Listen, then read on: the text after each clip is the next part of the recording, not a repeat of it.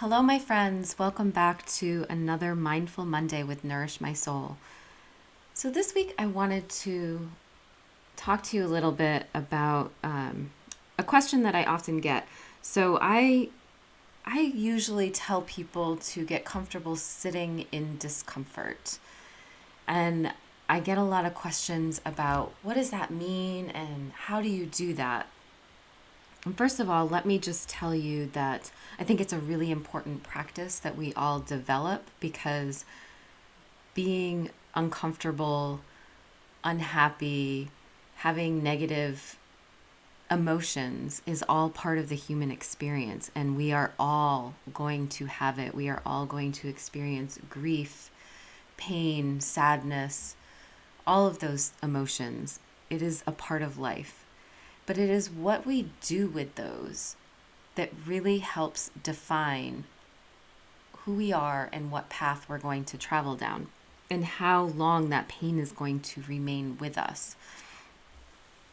So, this is where a lot of people choose to divert the pain, to mask up the pain, to hide the pain, to avoid the pain. And that is also a natural human behavior because it's uncomfortable and none of us want to feel pain and discomfort. And this is where a lot of unhealthy habits start to take root, whether it be addiction or avoidance or chronic positive positivity, which can be toxic, which we can make that into another episode. So, being comfortable in the uncomfortable is something that takes a great deal of practice and discipline. And what it means is to sit and be aware without judgment. So, not passing judgment and not attaching yourself to the emotions that arise, and building that confidence that you know that this will pass. You are not going to feel this forever. Just like we don't feel joy and happiness constantly and forever. It's not a static emotion. It's something that comes and goes, and honestly, I think it helps us appreciate those good times even more.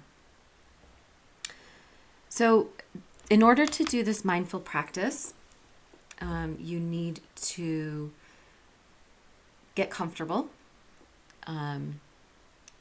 whether that's sitting or laying down, and have the space to be able to allow yourself to sit in this however long is necessary without distraction.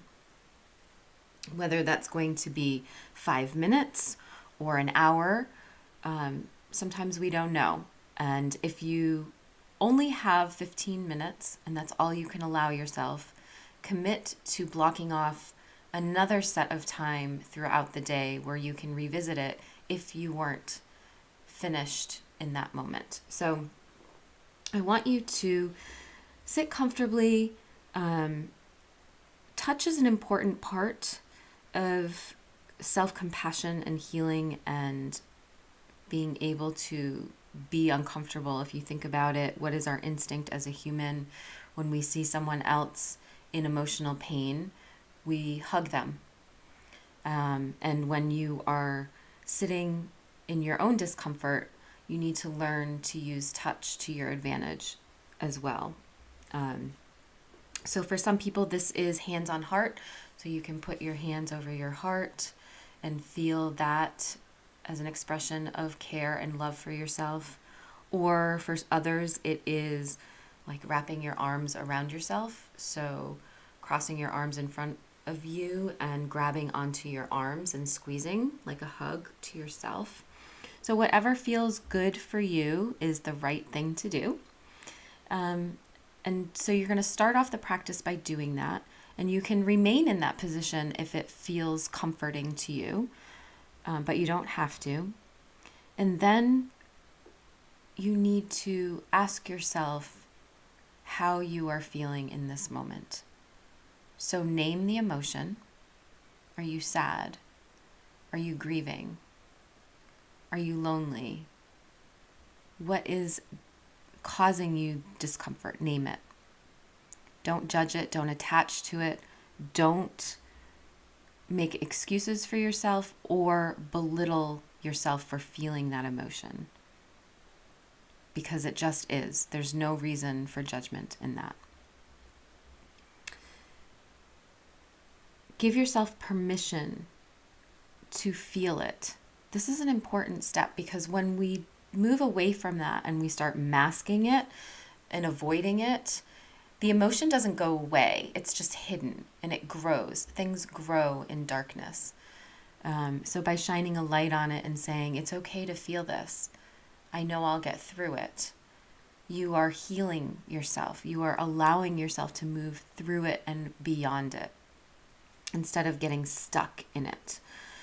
And it's important to give yourself the acknowledgement that, yes, this is what you're feeling, right? So while you are in this, it is important to, in whatever phrasing feels comfortable to you, yes, this is suffering.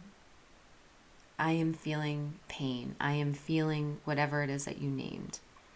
And then you want to move into, and if you're able to say these things out loud, I think it's really valuable for all of your senses to be involved. So part of mindfulness is using all of your senses. So if you speak it, you're also hearing it. It's not just kept inside. So if you can do that, even if it's a whisper and you can hear yourself saying the words, I think it's really important part of it. And then you want to acknowledge that suffering is a part of being human. It is part of our human existence, and we all feel it at times. So that's giving yourself that permission to feel it. And yes, you are human. And yes, you are part of the human experience. You are not above it. You are not below it. You are exactly as you should be. And then you want to offer yourself some compassion, right? So just like you would a friend, right? You want to be that for yourself. So whatever words feel good to you, it can be something like, may I continue to love and accept myself exactly as I am right now. I am enough, or this too shall pass. So whatever words feel good to you, I want you to say those out loud, just like you would lovingly to your best friend or to your child. And then again, give yourself that hug or hands on heart, and you can end this practice checking in with your body and how it feels physically. And if at any time in this it rose up about how you want to run away from this, hide, notice what it is that you're running to, because this is going to be your coping mechanism, which is, it can be a positive thing, but you want to be able to recognize it so you can keep it from turning into a negative behavior pattern or a way of masking your pain. So most commonly, this is going to be like having an alcoholic beverage, and that is not a healthy way to be handling your discomfort. So you want to make sure that you're acknowledging that and that you recognize that that is a pattern of behavior for yourself so that you can move beyond that. I hope this was helpful. I know a lot of you had some questions about this because I refer to it often. If you practice this and you want to give feedback, please leave a comment. I would love to hear how it worked for you or how you changed it so that it was effective for you. Or if you still have questions about this, drop it in the comments. We're happy to help you. And I'd love to hear how this is working for everyone. All right, I will talk to you guys all tomorrow.